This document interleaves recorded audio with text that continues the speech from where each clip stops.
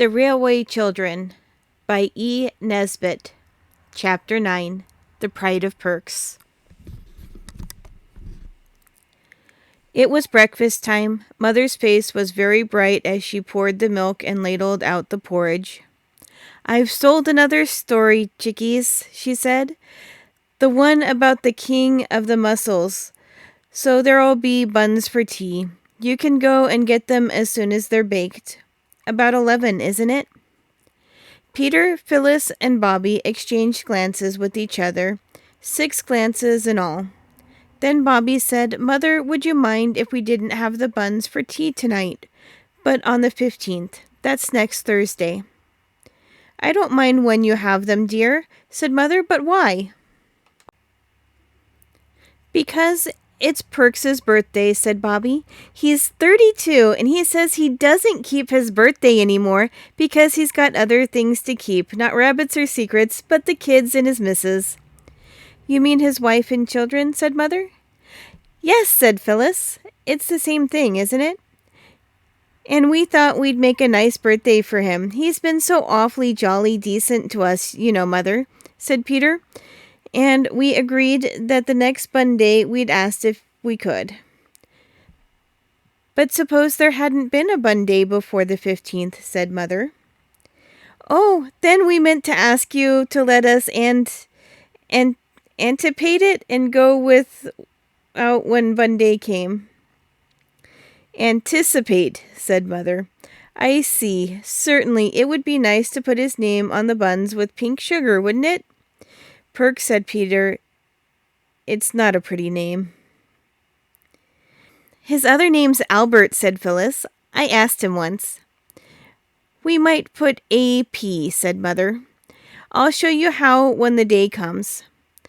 This was all very well as far as it went, but even 14 halfpenny buns with A.P. on them in pink sugar do not of themselves make a grand celebration.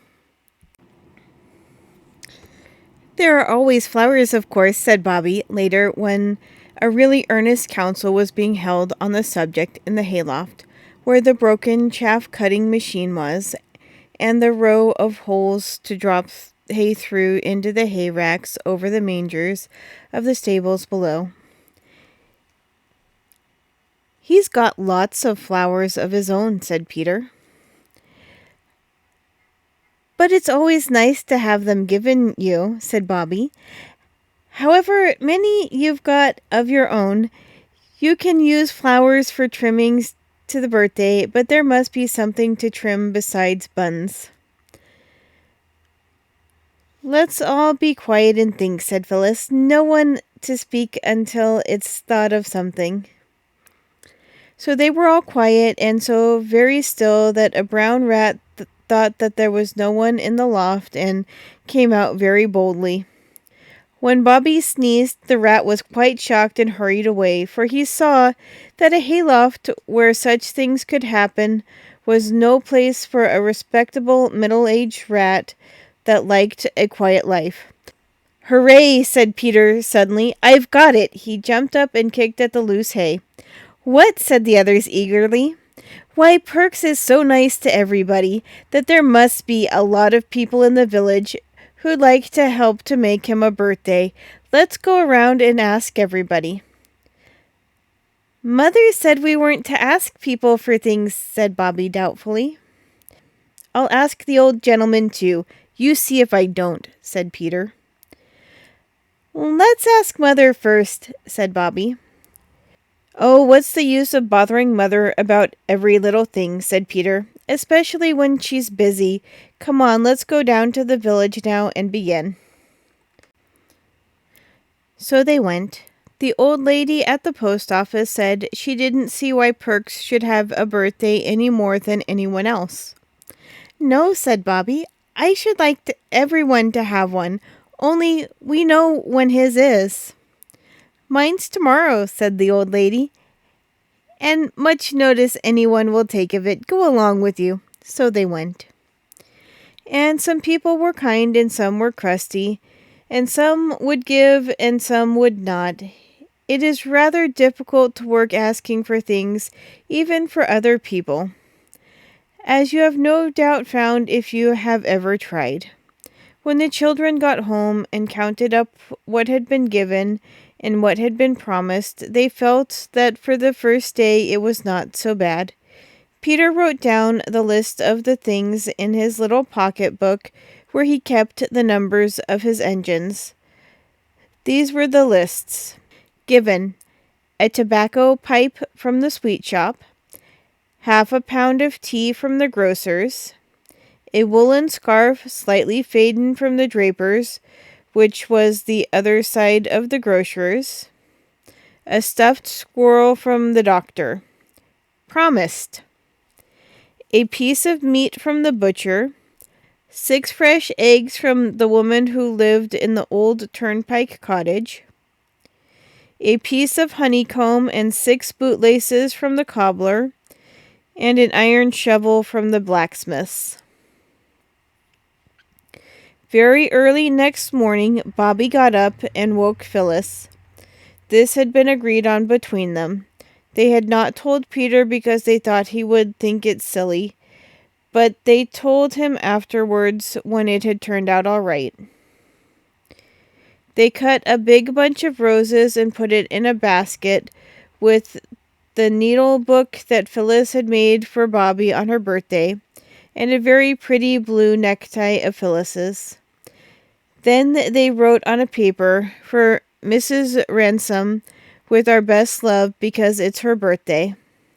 And they put the paper in the basket and they took it to the post office and went in and put it on the counter and ran away before the old woman at the post office had time to get into her shop. When they got home, Peter had grown confidential over helping Mother to get the breakfast and had told her their plans. "There's no harm in it," said Mother, "but it depends how you do it. I only hope he won't be offended and think it's charity. Poor people are very proud, you know." "It isn't because he's poor," said Phyllis. "It's because we're fond of him."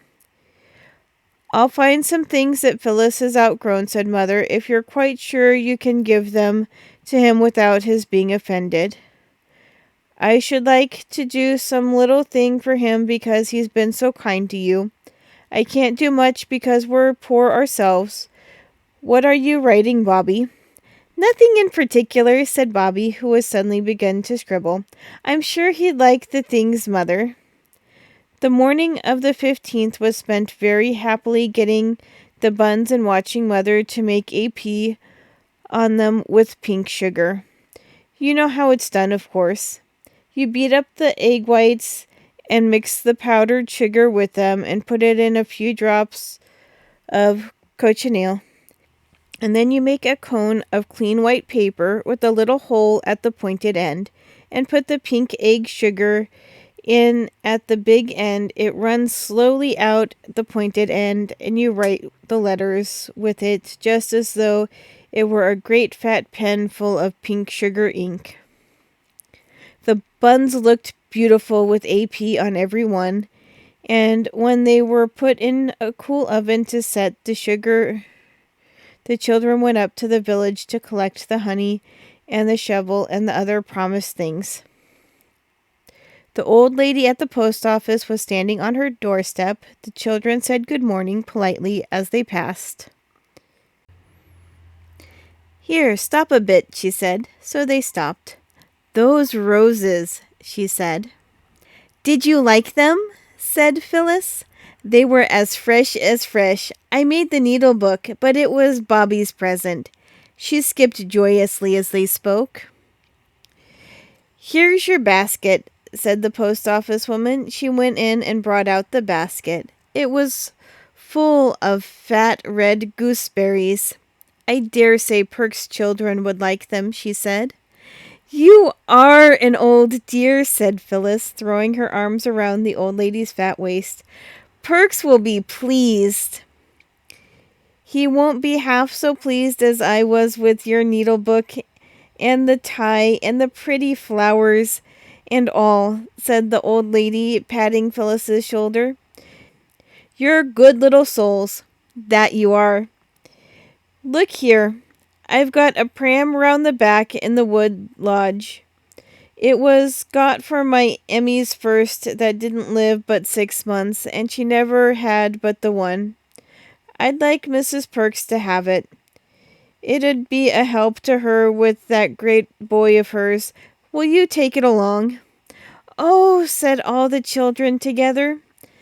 When Mrs. Ransom had got out the perambulator and taken off the careful papers that covered it, and dusted it all over, she said, "Well, there it is. I don't know but what I'd have given it to her before if I'd have thought of it. I only didn't quite know if she'd accept it from me. You tell her it was my Emmy's little one's pram." "Oh, isn't it nice to think that there is going to be a real live baby in it again?" "Yes," said Mrs. Ransom, sighing and then laughing. "Here, I'll give you some peppermint cushions for the little ones, and then you run along before I give you the roof off my head and the clothes off my back." All the things that had been collected for Perks were packed into the perambulator, and at 3:30 Peter and Bobby and Phyllis wheeled it down to the little yellow house where Perks lived. The house was very tidy. On the window ledge was a big jug of wild flowers, big daisies and red sorrel and feathery flowery grasses. There was a sound of splashing from the wash house, and a partly washed boy put his head round the door. "Mother's a changin' herself," he said. "Down in a minute," a voice sounded down the narrow, freshly scrubbed stairs. The children waited. The next moment the stairs creaked and Mrs. Perks came down, buttoning her bodice. Her hair was brushed very smooth and tight, and her face shone with soap and water.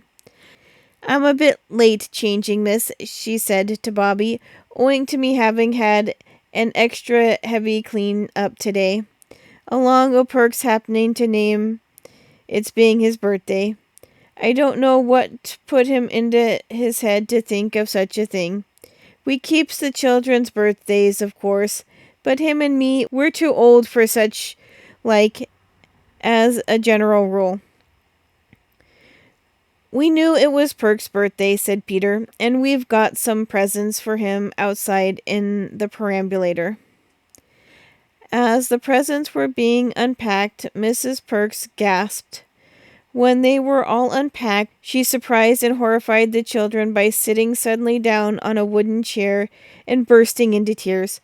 "Oh, don't!" said everybody. "Oh, please don't!" And Peter added, perhaps a little impatiently, "What on earth is the matter? You don't mean to say you don't like it?" Mrs. Perks only sobbed. The Perks children, now as shiny-faced as anyone could wish, stood at the wash-house door and scowled at the intruders. There was a silence, an awkward silence. "Don't you like it?" said Peter again, while his sisters patted Mrs. Perks on the back. She stopped crying as suddenly as she had began. There, don't you mind me. I'm all right," she said. "Like it? Why, it's a birthday such as Perks never 'ad, never even when he was a boy and stayed with his uncle, who was a corn chandler in his own account. He failed afterwards. Like it? Oh," and then she went on and said all sorts of things that I won't write down because I'm sure that Peter and Bobby and Phyllis would not like me to. Their ears got hotter and hotter, and their faces redder and redder, at the kind things Mrs. Perks said. They felt they had done nothing to deserve all this praise. At last Peter said, "Look here, we're glad you're pleased. But if you go on saying things like that, we must go home, and we did want to stay and see if Mr. Perks is pleased too. But we can't stand this." "I won't say another single word," said Mrs. Perks, with a beaming face. "But that needn't stop me from thinking, need it? For if ever—" "Can we have a plate for the buns?" Bobby asked abruptly. And then Mrs. Perks hastily laid the table for tea, and the buns and honey and the gooseberries were displayed on plates, and the roses were put into 2 glass jam jars, and the tea table looked, as Mrs. Perks said, fit for a prince. "To think," she said, "me getting the place tidy early, and the little uns getting the wildflowers and all, when never did I think there'd be anything more for him except the ounce of his pet particular that I got o' Saturday, and been savin' up for him ever since. Bless us, he is early." Perks had indeed unlatched the latch of the little front gate. "Oh," whispered Bobby, "let's hide in the back kitchen, and you tell him about it. But give him the tobacco first, because you got it for him. And when you've told him, we'll all come out and shout many happy returns." It was a very nice plan, but did not quite come off. To begin with, there was only just time for Peter and Bobby and Phyllis to rush into the wash house, pushing the young and open-mouthed Perks children in front of them. There was not time to shut the door, so that, without at all meaning it, they had to listen to what went on in the kitchen. The wash house was a tight fit for the Perks children and the Three Chimneys children, as well as all the wash house's proper furniture, including the mingle and the copper. "Hello, old woman," they heard Mr. Perks' voice say. "Here's a pretty set out." "It's your birthday tea, Bert," said Mrs. Perks, "and here's an ounce of your very extra particular. I got it Saturday along you happening to remember it was your birthday today." "Good old girl," said Mr. Perks, and there was the sound of a kiss. "But what's that pram doing here? And what's all these bundles? And where did you get the sweet stuff?" And the children did not hear what Mrs. Perks replied, because just then Bobby gave a start, put her hand in her pocket, and all her body grew stiff with horror.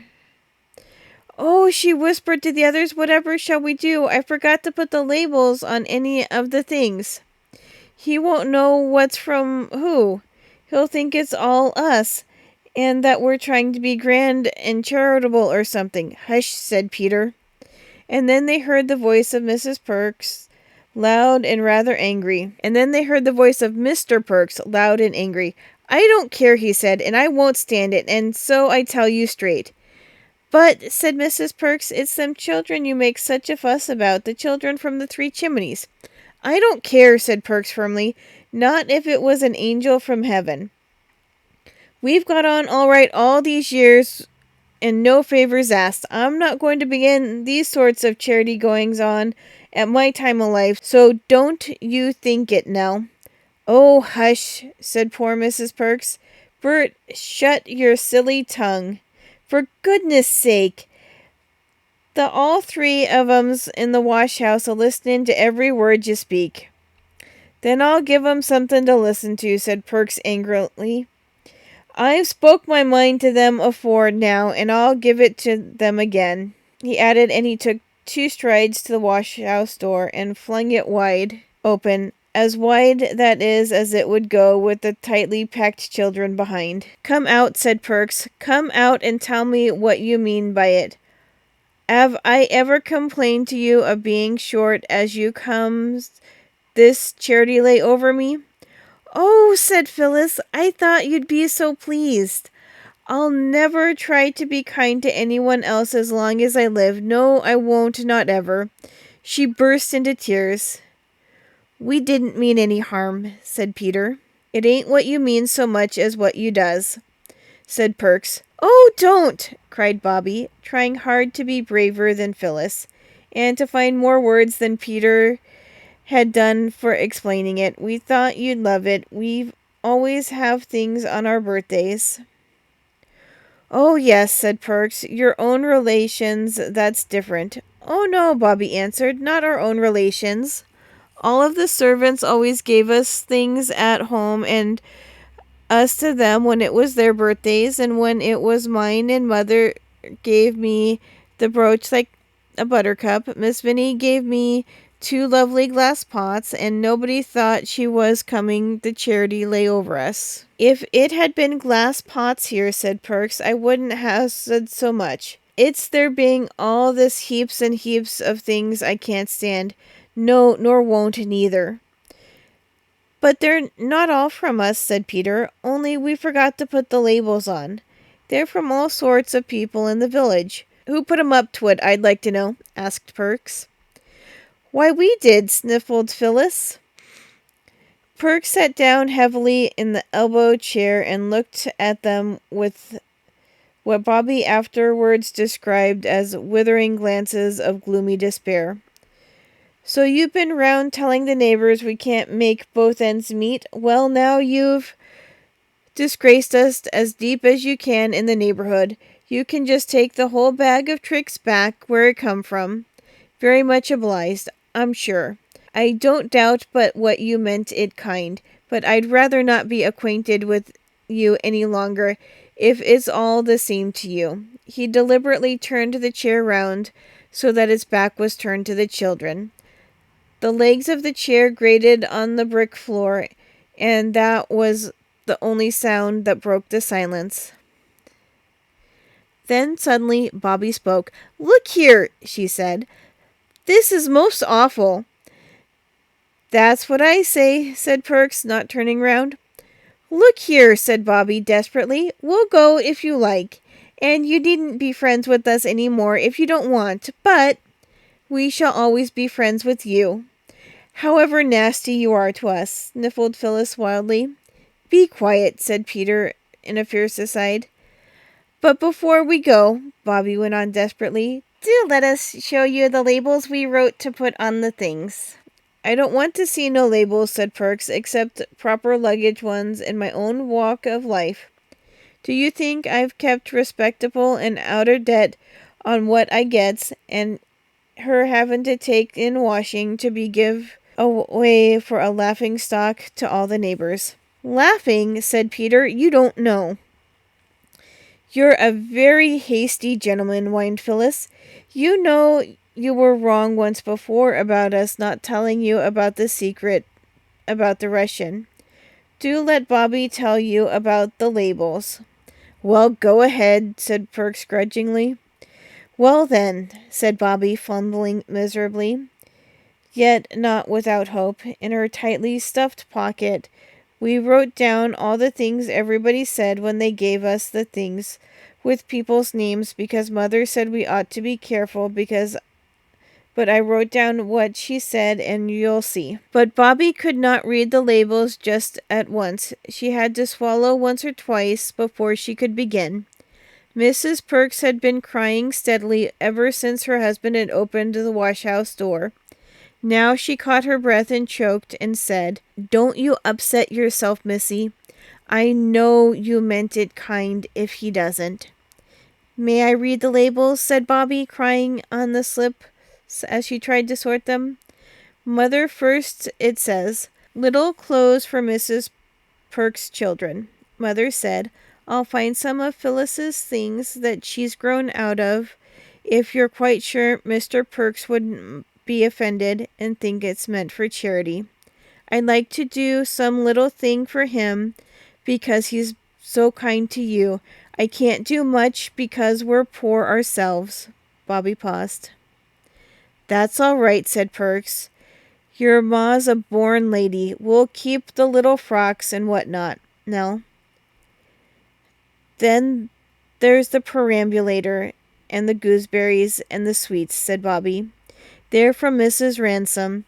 She said, I dare say Mr. Perks' children would like the sweets. And the perambulator was got for my Emmy's first. It didn't live but 6 months, and she's never had but that one. I'd like Mrs. Perks to have it. It would be a help to her fine boy. I'd have given it before, if I'd been sure she'd accept it from me. She told me to tell you, Bobby added, that it was her Emmy's little one's pram. I can't send that pram back, Bert, said Mrs. Perk firmly, and I won't. So don't you ask me.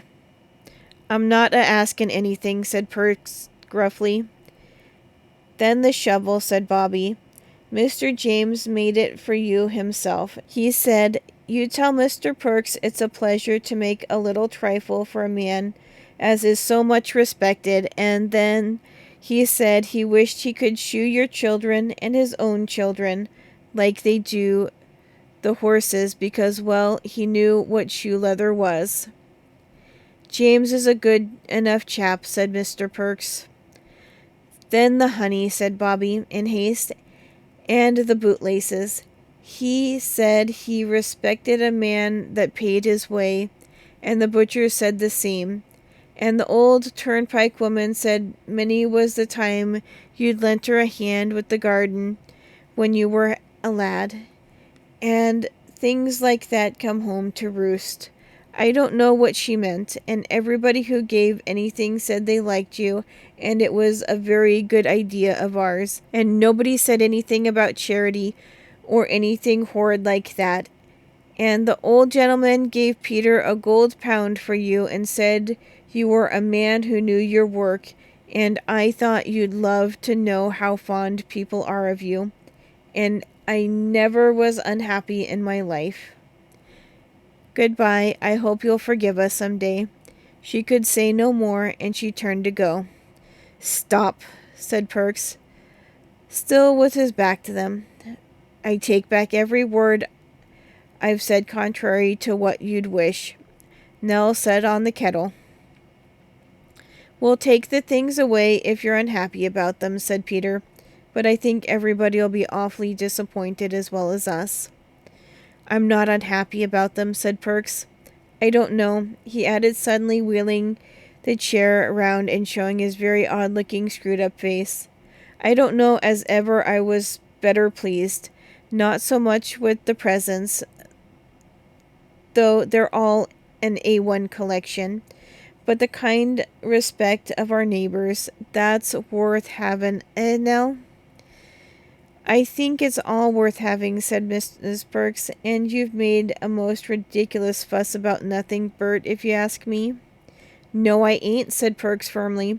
If a man didn't respect hisself, no one wouldn't do it for him. But everyone respects you, said Bobby. They all said so. I knew you'd like it when you really understood, said Phyllis brightly. Humph. You'll stay to eat tea, said Mr. Perks. Later on, Peter proposed Mr. Perks' health, and Mr. Perks proposed a toast, also honored in tea, and the toast was, May the garland of friendship be ever green, which was much more poetical than anyone had expected from him. Jolly good little kids, those, said Mr. Perks to his wife as they went to bed. Oh, they're all right, bless their hearts, she said. It's you that's the aggravatingest old thing that ever was. I was ashamed of you, I tell you. You didn't need to be, old gal. I climbed down handsome soon as I understood it wasn't charity, but charity's what I never did abide and won't neither. All sorts of people were made happy by that birthday party, Mr. Perks and Mrs. Perks, and the little Perkses, by all the nice things and by the kind thoughts of their neighbors. The Three Chimney children by the success undoubted, though unexpectedly delayed, of their plan, and Mrs. Ransom every time she saw the fat Perks baby in the perambulator. Mrs. Perks made quite a round of visits to thank people for all their kind birthday presents, and after each visit felt that she had a better friend than she had thought.